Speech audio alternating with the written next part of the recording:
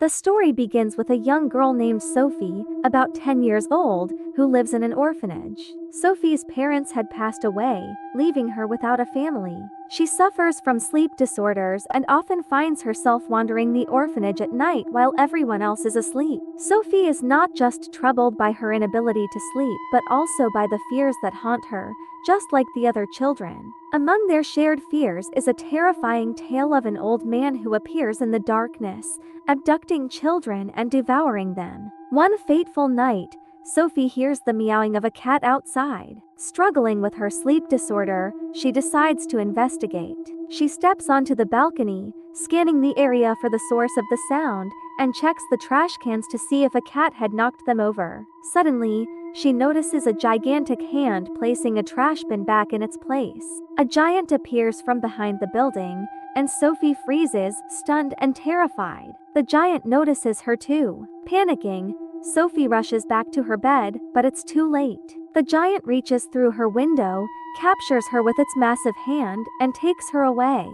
The giant carries Sophie to another world, the giant's world, a place inhabited only by giants. Sophie is overwhelmed by the sight of everything in the giant's house. Everything is enormous, from the furniture to the utensils. Terrified, she tries to escape, but the giant blocks her way. He tells her there's no escape and that she must stay. The giant, an old one, places Sophie on a frying pan, claiming he is starving. Sophie believes her end is near and that she's about to be eaten. She also hears the laughter of other giants outside and learns from the old giant that there are others, far larger and crueler than him. These giants are cannibals, devouring humans without pity.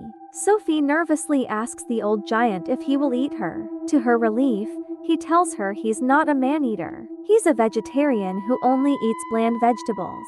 He explains that he brought her here because she had seen him, and if she told anyone, his life and the lives of other giants would be in danger. Humans might come to their world and destroy them. He assures her she's safe with him but must stay hidden. Sophie, still wary, insists she doesn't belong here and expresses her desire to leave. The old giant warns her that running away is dangerous because the other giants outside will show no mercy if they catch her. Sophie then notices bottles glowing in the giant's bag and asks him what's inside. The giant tells her they are dreams.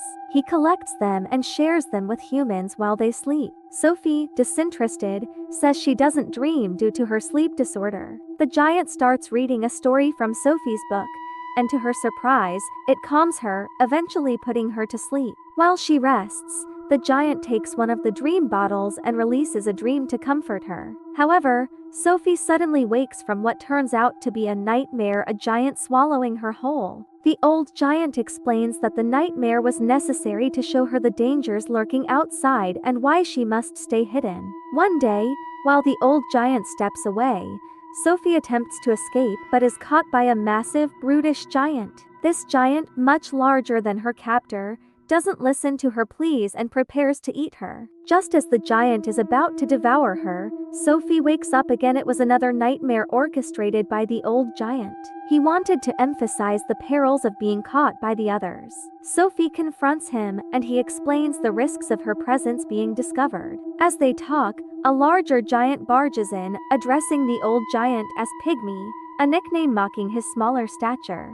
Sophie hides, terrified, while the larger giant smells a human in the room. The old giant distracts him, and Sophie cleverly hides in the giant's vegetable pile. The larger giant, curious, picks up the vegetables but decides against eating them, as giants typically don't eat such food. Sophie narrowly escapes. Later, Sophie insists on accompanying the old giant on one of his trips to collect dreams. Initially hesitant, he agrees. They leave the house quietly, hoping not to wake the sleeping giants outside. However, their luck runs out as all the giants awaken and taunt the old giant, forbidding him from leaving. To distract them, the old giant points to the sky, claiming it's about to rain. Giants are irrationally afraid of water, and when it begins to drizzle, they scatter, allowing Sophie and the old giant to escape. They journey to a magical lake surrounded by a towering tree that drips glowing dream droplets. The old giant shows Sophie how he collects these dreams to share with children. As they work together, Sophie starts to trust him, and he shares his past. He reveals that he's always been mocked by other giants for his size but finds solace in Sophie's company. She decides to call him the Big Friendly Giant, a name that brings him joy. They return to the human world to deliver dreams to children. The Big Friendly Giant releases beautiful dreams into their rooms, bringing joy and comfort. Sophie, moved by his kindness, asks him about his origins. He explains that giants have no parents and that he's as old as the universe itself. However, despite his age and wisdom, he's often treated poorly by the other giants. When Sophie realizes she left her blanket in the giant's world, the Big Friendly Giant becomes anxious. The other giants could use it to track her. They return to his house, where Sophie learns that he once befriended another human child. That child taught him how to read but was eventually discovered and killed by the other giants. Determined to protect Sophie, he burns her blanket to erase her scent.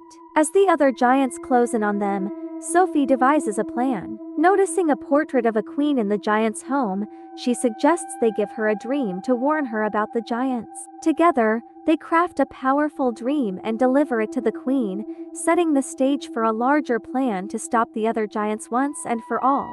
The queen, awakened by a vivid dream, shares it with her attendant, who dismisses it as a nightmare. However, upon reading the newspaper, the attendant discovers reports of children disappearing overnight, mirroring the queen's dream. The queen orders the curtains withdrawn, revealing Sophie standing at the windowsill with the Big Friendly Giant BFG. Sophie introduces the BFG and secures the queen's promise not to harm him. The BFG then appears, bowing respectfully, amusing the queen with his peculiar speech and warm demeanor. The BFG explains the existence of two massive, child-eating giants in his world. The queen agrees to help and mobilizes her military. With the BFG's guidance, they fly to the giants' world in helicopters.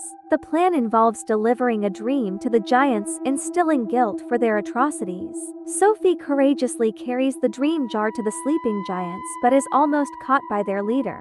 She breaks the jar just in time, causing the other giants to wake up, overwhelmed by remorse. However, the leader remains unaffected and attacks Sophie. The BFG intervenes, but the leader overpowers him. At the critical moment, the queen's forces arrive, subduing the giants and transporting them to a remote island surrounded by water, which they fear. The queen provides seeds for vegetables, forcing the giants to live on a diet they dislike. Sophie, now adopted by the queen, thrives in her new home and keeps in touch with the BFG, who continues his peaceful life, cultivating vegetables in his world. Every morning, Sophie greets the BFG from her windowsill, and he happily replies, concluding their remarkable story.